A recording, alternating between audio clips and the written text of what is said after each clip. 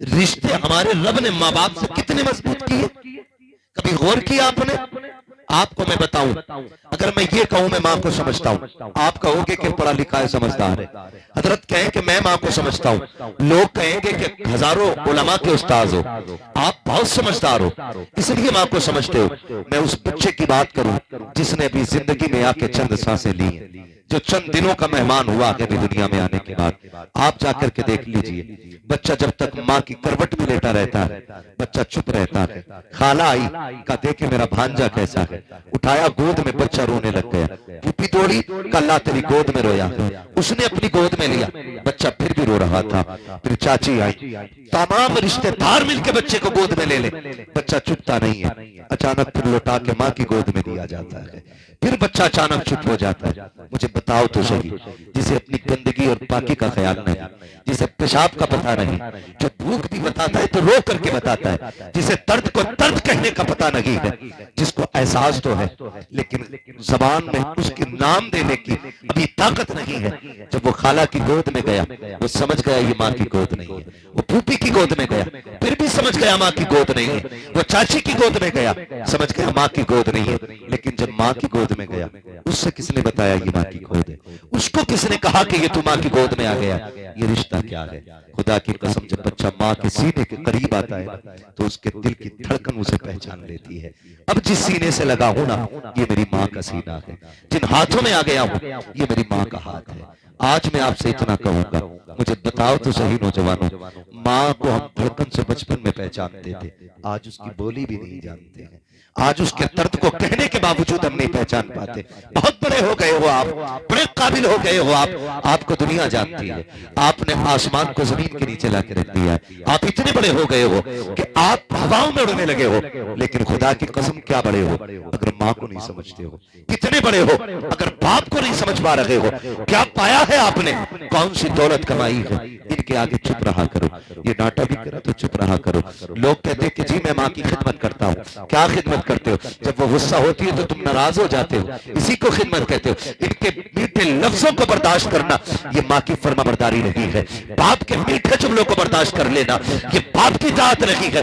उसके सख्त और तीखे लफ्जों को बर्दाश्त कर लेना ये माँ बाप की फर्माबरदारी होती है। उसके तल्ख जुमलों को बर्दाश्त कर लेना ये माँ बाप की फर्माबरदारी होती है। तुम्हें क्या पता है बाप क्या होता है? अगर समझना हो कभी यतीम से जाके पूछो, जिसने 8 साल की उम्र में औजार लेकर के हाथ काले कर लिए हैं, उससे पूछ बाप क्या होता है। जिसने पढ़ाई की उम्र में आकर के कलम फेंक करके चाबियां संभाल ली हो, उससे पूछो बाप क्या होता है। तुम भी तो रोड पे चलते हो, कि तुमने 8 साल के बच्चों को टायर में हवा भरते नहीं देखा? क्या तुमने साइकिल के रिम सीधे करते नहीं देखा? जाओ उनसे जाकर के पूछो तो सही, क्या तुम्हें अपनी तालीम की फिक्र नहीं है? वो भी आपको जवाब देंगे, हम भी तो पढ़ना चाहते थे लेकिन उम्र 7 साल थी, बस्ता कंधे पे था, हम भी आशिक थे तालीम के, लेकिन अचानक मस्जिद से ऐलान हुआ फना का इंतकाल हो गया है। मौलवी उसी दिन बस्ता छूट गया था, उसी दिन किताब भूल गए थे। हम घर में आए दौड़ते दौड़ते, सामने बाप का लाशा पड़ा था। हम भूल गए हैं कि जिम्मेदारियों के सामने तालीम क्या होती है, कलम क्या होता है।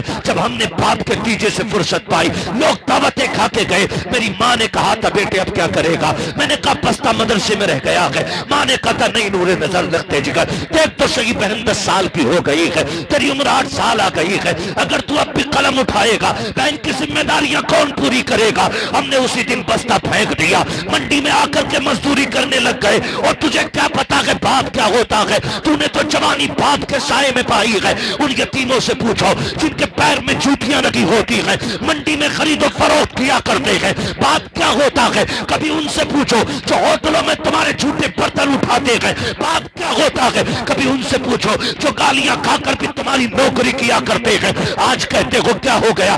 बाप ने मेरे लिए क्या किया है? खुदा की कसम, जिनके सर पे बाप नहीं होते हैं वो जवानी को तरस जाया करते हैं, खुशियों को तरस जाते हैं। मुझे बता तो सही, बाप को समझो।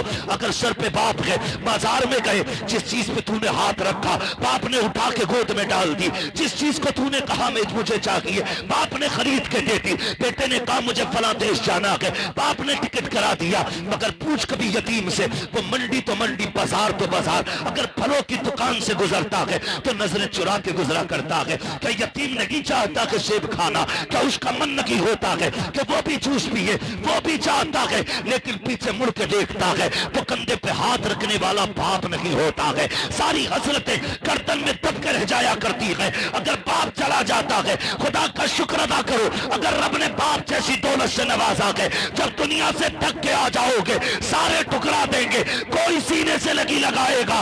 उस वक्त भी अगर कोई सबसे आगे बढ़ के तुझे सीने से लगाएगा, उस चेहरे को पहचान लेना, क्या तो वो माँ का चेहरा होगा या तेरे बाप का चेहरा होगा। नारे तकबीर, नारे रिसालत, नारे होशियत, मसलके आला हजरत हजरत अल्लामा मुफ्ती हम्माद रजा शाही किबला उलमाए सुन्नत, नारे हैदरी। तवज्जो है, चलूं आगे। कड़वी तो नहीं लग रही ना बातें? दवा जितनी ज्यादा कड़वी होती फायदा उतना ज्यादा होता है। बर्दाश्त कीजिए, बर्दाश्त कीजिए। ये बाप होता है, समझे? बाप की कमी देखें कितनी बड़ी होती है। जिस दिन बाप का जनाजा उठता है ना, ऐसा लगता है सर से आसमान हट गया। माँ चली जाए तो लगता है जैसे पैर के नीचे से जमीन खिंच गई। आप कितनी भी दुखों के टूटे आए, गमों के मारे और आके बाप के सामने बैठ जाए, वो कंधे पे हाथ रख के कहते हैं यार परेशान क्यों होता, मैं हूं। उसके ये जुमले पूरी जिंदगी के दुख मिटा दिया करते हैं, पूरी जिंदगी के दुख मिटा दिया करते हैं। खुदा की कसम, मैं हूं या आप हो। और बढ़ के बात करूं मेरे उस्ताद गिरामी, चाहे जितने बड़े अल्लामा हो जाए, लेकिन माँ बाप की कमी हर इंसान को पूरी जिंदगी रुलाती है, पूरी जिंदगी रुलाती है, पूरी जिंदगी रुलाती है। पूरी दुनिया हाथ चूमती है, लोग जूतियां उठा के सर पे रखते हैं इनकी। इतने बड़ी शख्सियत के जूते उठाने मिल जाएं, नसीब की बात है। लेकिन खुदा की कसम, जब माँ गुड्डू और पप्पू कह के आवाज देती है ना, तो दुनिया के हुजूर कहने में वो मजा नहीं आता जो माँ के लल्ला और गुड्डू कहने में मजे आया करते। नसीब वालों को ये जुमले सुनने मिलते हैं। मैं तो कहता हूँ कभी घर में घुसो ना, सारी पगड़ियां उतार के, सारे रुतबे चौखट के बाहर, फिर घर में बचपन की तरह गुड्डू पप्पू बन के आओ। कभी माँ के कदमों में बैठो, कभी बाप के कदमों में बैठो, उन्हें छेड़ो, वो तुम्हें डांटे, मजा ही कुछ और है। कभी प्यार से थप्पड़ मारे, कभी डांट के भगाए। इस जिंदगी से प्यारी जिंदगी नहीं है। आज ना दुनिया थक गई है, थक गई। और साइंस ने भी बड़ी तरक्की की और बीमारियों ने भी बड़ी तरक्की की है। जो बुखार 50 mg की पैरासीटामोल से उतर जाता था, आज वो 600 mg की डोलो से भी नहीं उतर रहा है। बीमारियां इतनी बढ़ गई। नो टेंशन रहने के लिए लोग गोलियां खा रहे हैं ताकि सो सके। खुदा की कसम, नींद ना आती हो ना तो 5 स्टार होटल तलाश न कर, नींद की गोली न खा, माँ की गोद में सर रख के लेट जा। जो मजा माँ की गोद में लेटने का आता है ना, वो मजा 5 स्टार होटलों में भी नहीं आया। ये याद रखिएगा, मेरी एक एक बात याद रखिएगा। आज कमी नहीं है, जब माँ नहीं होगी, बाप नहीं होगा ना, कोई आंसू पोंछने वाला नहीं मिलेगा। मुझे बात याद आती है, एक दिन अबू जहल ने हुजूर के पत्थर मार दिया और हुजूर रोते रोते हरम शरीफ चले गए।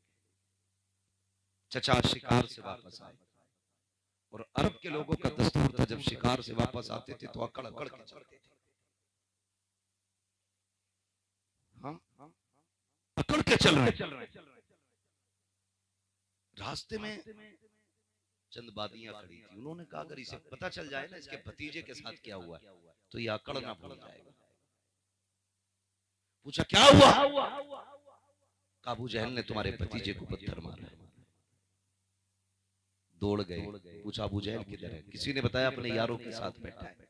सुने बाप क्या होता है, अपने यारों के साथ बैठा। गए दौड़ के अबू जहल को जाके डांटा और तलवार के दस्ते से या कमान से उसके सर पे वार किया कि उसका सर कट्टा खून बहने लगा। पूछा लोगों अब बताओ मेरा भतीजा किधर है? कहा हमने उन्हें हरम शरीफ की तरफ जाते देखा है। अल्लाह अकबर, उधर दौड़े जिधर मेरे नबी हैं। हरम शरीफ में आए, सरकार हालत सजदा में है, रो के अपना दर्द अपने रब से बयान कर रहे हैं, अपने रब की बारगाह में रो के आंसू बहा रहे हैं। चचा तशरीफ लाए, कंधे पे हाथ रखा, भतीजे जरा सर उठाइए। मेरे नबी ने सर नहीं उठाया। फिर कहते हैं भतीजे सर उठाओ, मैं तुम्हारा बदला लेके आ गया हूँ। फिर नहीं उठाया, तीसरी मर्तबा कंधा पकड़ के हिलाया, मेरे नबी ने सर उठाया। कहा भतीजे परेशान क्यों हो रहे हो? चचा ने यूं बाजू फैलाए, आग तुम कम कर लेते मेरे सीने से लग जा। मुअल्लिखीन ने लिखा हुजूर ने यूं चचा के हाथ हटा दिए और तारीख साथ जुमले कहे थे, अगर आज मेरे बाप अब्दुल्ला होते तो किसी में हिम्मत नहीं थी मेरी तरफ आंख उठा के देख लेता। आज जो हरम शरीफ में तनहा रो रहा हूं, अगर मेरी माँ आमीना होती तो यूं तन्हाई में आंसू बहाने न पड़ते। तुझे क्या पता है बाप क्या होता है? सैयदुल अंबिया जैसी शख्सियत, आप इरशाद फरमाते हैं अगर मेरे बाप अब्दुल्ला होते किसी में जुर्रत नहीं थी जो मेरी तरफ नजर उठा के देख लेता। चचा ने कहा भतीजे मैं तेरा बदला लेके आया हूँ। आका कहते हैं चचा मैं बदले से राजी नहीं हूँ। कहा फिर किस चीज से राजी हो गए? कहा सुनो मैं जो दीन लेके आया हूँ तुम उसे कबूल कर लो, मैं भी राजी हो जाऊंगा, मेरा खुदा भी तुमसे राजी हो जाए। नारे तकबीर, नारे रिसालत, नारे होशियत, मसलके आला हजरत उलमाए अहले सुन्नत। इज्जत करे बाप की, कदर करे। कहते तूने किया क्या मेरे लिए?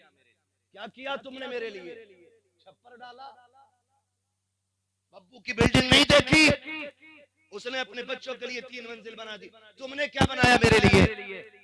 खुदा की कसम तुझे जवान कर दिया, ये तेरे ऊपर सबसे बड़ी तेरे बाप की कुर्बानी लगी है। ये कौन सी बात हो गई? तुमने क्या किया मेरे लिए? नौजवानों एक बात और कह दूं आपसे, खुदारा कभी बाप की मजदूरी का मजाक ना उड़ाना, मजाक मत उड़ाना। कई बार कहते हैं हमने जब से होश संभाला तुम्हें रक्षा ही चलाते देखा है, जब से होश संभाला तुम्हें ईंटें ढोते देखा है। वो गैरत कर, शर्म कर और इसका शुक्रिया भी अदा कर कि इसने पसीना बहा के तुझे हलाल के लुक़मे खिलाए हैं, किसी का खून बहा के तुझे हराम के लुक़मे नहीं खिलाए। इससे बड़ी कुर्बानी और क्या हो? ये भी तो ब्याज ले सकता था, ये भी तो रिश्वतें ले सकता था, ये भी तो सूद पे पैसे दे सकता था, लेकिन इसने 60 ईंटें सर पे रख के चढ़ाई, लेकिन तेरे हलक में हराम का लुकमा नहीं आने दिया। हाँ, इस बात पे फख्र करना कि हमारे बाप ने हलाल का लुकमा खिलाया है, हराम का लुकमा नहीं खिलाया। ये बहुत बड़ा एहसान होता है बाप का। फिर भी कहते तुमने क्या किया हमारे लिए? कभी रात के 3 बजे रोड पे खड़े होके देख, चल कभी रोटी बांध के एक दिन घर से निकल के देख, कितनी दुश्वारियां घर से निकल के आती है। तो 2 दिन बाप की रोटी लेके चला जाए तो झुंझुला जाता है, कहता है नौकर समझ रखा, वहां जाके 5 मिनट खड़ा होना पड़ता है, अड्डे पे 10 मिनट बस का इंतजार करो, फिर 20 मिनट खड़े होके जाओ। गैरत नहीं आती तुझे? 3 दिन में थकन चढ़ गई। ये बाप ने 22 साल तेरे लिए रोज इसी तरह सफर करके गुजारे हैं, क्यों भूल गया है? आज तुझे बाइक मैसर है, ये तो पैदल भी चला है, साइकिल तो उसको जिंदगी के आखिरी लम्हों में मैसर हुई है। तू मोटरसाइकिल पर भी कहता मैं थक जाया करता हूँ। ये बाप की कुर्बानी हुआ करती है जो तुझे इतना बड़ा कर दिया है, उसके बावजूद भी तुम कहा करते हो तुमने मेरे लिए किया क्या है? वो मेरे भाई, अगर बाप को समझना है आधार कार्ड से सिर्फ उसका नाम हटा के देख, खुदा की कसम मुआशरे में कोई तुझे बैठने तो क्या है, इज्जत से कोई तुझे देखने तैयार नहीं होगा। इज्जतें भी तब मिला करती है जब हमारे साथ बाप का नाम जुड़ा होता है। हमारे कार्ड के अंदर अगर बाप का नाम है तब हमारा आधार मोतबर होता है, अगर बाप का नाम नहीं है हमारा आधार मोतबर नहीं है, जिंदगी मोतबर नहीं है। खुदा की कसम अगर इज्जत का सबसे बड़ा रखवाला कोई होता है तो वो बाप की जात होती है। कभी उसे जलील न करना, अल्लाह तौफीक दे और हो सके तो उसके नाम पे जिंदगी भी कुर्बान कर देना, अपनी इज्जत को भी कुर्बान करके दे। सुभान अल्लाह। नारे तकबीर, नारे रिसालत, मसलके आला हजरत उलमाए अहले सुन्नत, महफिल सारे तवाब, नारे तकबीर, नारे रिसालत। सुभान अल्लाह। बाप होता। मैं माजरत के साथ अर्ज करूं हजरत, वो लोग जिन्होंने अपने बच्चों को हाफिज कारी बना लिया, उनके बच्चों को ये तमीज होती है कि इंतकाल के बाद भी वो बाप के साथ लगे रहते हैं, माँ के साथ लगे रहते हैं। वरना अगर नहीं पढ़ाया, हमने मौलवी नहीं बनाया, अब्बा मर गया ना, तो सगा बेटा उसके बदन के कपड़ों को छूने तैयार नहीं होता। सगा बेटा छूने तैयार नहीं होता। यहां तक कि जिस चारपाई पे बाप ने आखिरी सांस ली थी, कहते हैं इसे फकीर को दे दो, क्योंकि इस चारपाई पे अब्बा का दम निकला, डर लगता है इस पे लेटते लेटते। उसके उतारे छोड़े हुए कपड़े मेरे उस्ताद गिरामी बैठे, हाँ इनसे पूछिए कि बाप के छोड़े हुए कपड़े बेटा पहन सकता है, लेकिन नहीं पहनता। उसकी छोड़ी हुई दौलत तो बड़ी जल्दी जेब में रख लेते हैं, उसके कमरे पे भी कब्जा कर लेंगे। अब्बा का कुर्ता नहीं पहन रहा, नहीं डर लग रहा है कि गुस्ल देना बेटे आए, नहीं मैं नहीं जाऊंगा भाई। क्यों? क्योंकि हम समझ नहीं पाए। बड़ी बेवफा दुनिया है, इतनी बेवफा दुनिया जो कंधों पे बैठा कर आज मरने के बाद उसे छूने तैयार नहीं, जो अपने मुंह में चबा चबा के खिलाता रहा, आज मरने के बाद उसके ऊपर पानी डालने तैयार नहीं। हम इतने बेवफा जो तुम्हारे आने के इंतजार में रात रात भर जागता रहता था, आज उसके लिए तुम 2 मिनट कब्र पर ठहरने तैयार नहीं। क्या हक अदा करेंगे माँ बाप का हम? क्या हक अदा करेंगे? चलो रोड पे चलो, सर्दी की रातों में देखो 11-11 बजे तक बूढ़ा बाप अड्डे पे खड़ा मिलता है। कैसे बैठे हो चाचा? हम लोग चलते हैं ना रात में गाड़ियों से, बुजुर्गों को हमने देखा, चाचा बैठ ले गाड़ी में। कहा नहीं मुझे जाना कहीं नहीं है। कहा यहाँ क्यों खड़े हो? कहा बेटा काम पे गया था अभी आया नहीं। तू 11 बजे तक ना आए तो बाप रोड पे निकल आता है, मेरा बेटा क्यों नहीं आया? हम इतने बेवफा हो गए, उसकी आंखें बंद क्या हुई, हमने चेहरे फेर लिया, रिश्ते ही टूट गए हमारे। बेटा पानी तक डालने तैयार नहीं बाप के जिस्म पे। मैं नहीं डालूंगा, मुझे डर लग रहा है। कफन का भैया ये पहनाओ जिसे पहनाना। यहाँ तक कि कई तो ऐसे बदबख्त बेटे होते हैं जो बाप के जनाजे तक में शामिल नहीं होते, नमाज में शामिल नहीं होते, खड़े रहते पेड़ के नीचे। हजरत पूछे नमाज पढ़ाई जाए, बजाय इसके कि सफ में से आवाज आती पेड़ के नीचे से आती है, पढ़ाओ जी। ये कौन बोला? कि ये बड़ा बेटा। क्या फायदा तेरी औलाद होने का भाई?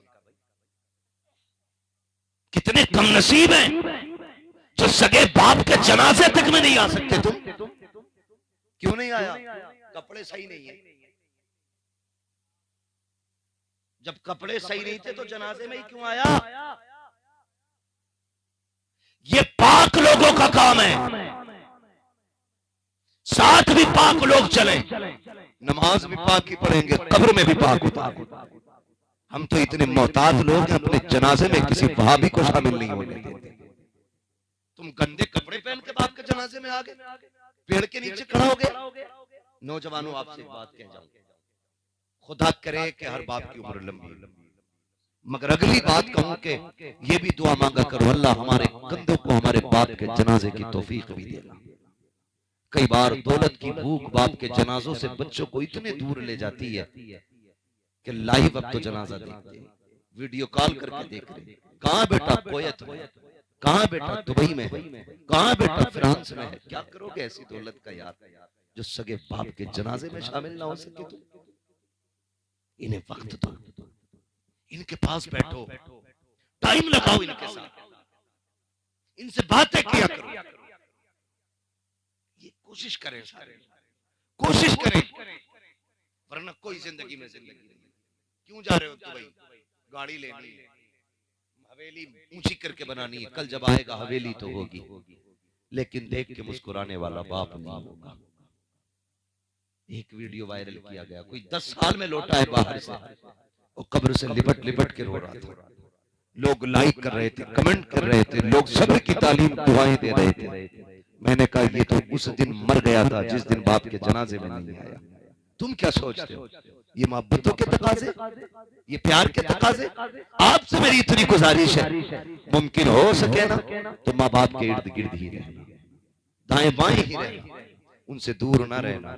खुदा करे उनके आखिरी जुमले तुम्हारे कानों से टकराए, उनकी कोई तमन्ना हो तुम पूरी कर दो और वो मुस्कुराते मुस्कुराते दुनिया से जाए। महबूब फरमाते हैं कयामत में सारे जन्नत को ढूंढेंगे और मैं उनको ढूंढूंगा जो दुनिया में जिनके माँ बाप उनसे राजी होके गए थे। मैं उनका हाथ पकड़ के खुदा की बारगाह में लाऊंगा, उसका हिसाब आसान कराऊंगा, फिर हौज़े कौसर को ले जाके जाम पिलाऊंगा। कहते फिर हाथ पकड़ते उसे खुद जन्नत में छोड़ के आऊंगा। ये माँ बाप के खुश करने वालों फरमा बरदारों के लिए इतनी बड़ी महबूब की तरफ से खुशखबरी। लेकिन हमें हुआ क्या है, हमें क्या हो गया है? आपसे भी ये बातें कही, लेकिन बापों से भी मैं चंद बातें कह जाऊं, चंद कड़वी बातें बापों से भी कहना चाहता हूं। खुदारा आपसे भी इतनी गुजारिश है, आप भी मेहरबानी करें, आप पे भी बेटों की कुछ जिम्मेदारी है, आप पे भी औलाद की कुछ जिम्मेदारी है।